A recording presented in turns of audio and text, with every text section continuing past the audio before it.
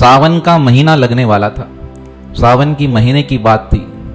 अब सावन के महीने में तो बरसातें प्रारंभ हो जाती हैं। कलेक्टर साहब ने कहा, एक ही इच्छा है, अगर आपकी माता, आपकी देवी ने मेरी यह इच्छा पूरी कर दी तो मैं अपने खर्चे से यहां विशाल मंदिर बनवा दूंगा।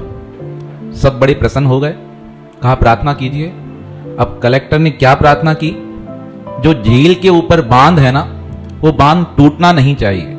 अगर नहीं टूटेगा तो मैं अपने खर्चे से यहां विशाल मंदिर बनवा दूंगा। प्रार्थना कर चले गए। 10 दिन व्यतीत हुए। अचानक से प्रभु विचित्र लीला करते हैं। उस लीला को परमात्मा ही समझ सकता है। अंग्रेज साहब सो रहे थे, अचानक से झटका लगा, भयभीत हो गए। क्या हुआ? रात को बहुत तेज बरसात होने लगी, बादल गड़गड़ाने लगे। यह देखकर सारे मजदूर, कलेक्टर, नौकर घबरा गए। किस लिए?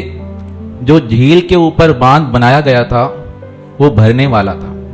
वो हर साल जैसे ही भरता था और बांध टूट जाता था। कोई ना कोई दीवार कहीं ना कहीं से टूटकर पानी सारा निकल जाता था।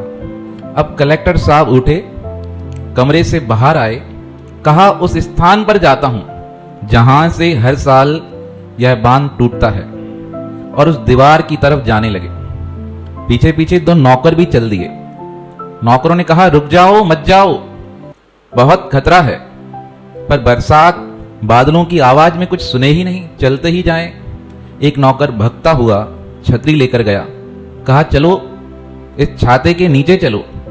कहने लगे, छाता मुझे दे दो, मैं जाता हूं। आगे जाते गए और जैसे ही उस स्थान पर पहुंचे, उस स्थान को देखकर मन दहल गया। ऐसा झटका लगा जैसा जीवन में कभी उनके साथ हुआ ही नहीं था। उस स्थान पर पहुंचे जो स्थान बहुत कच्चा था, अभी वो दीवार बनकर आज ही तैयार हुई थी।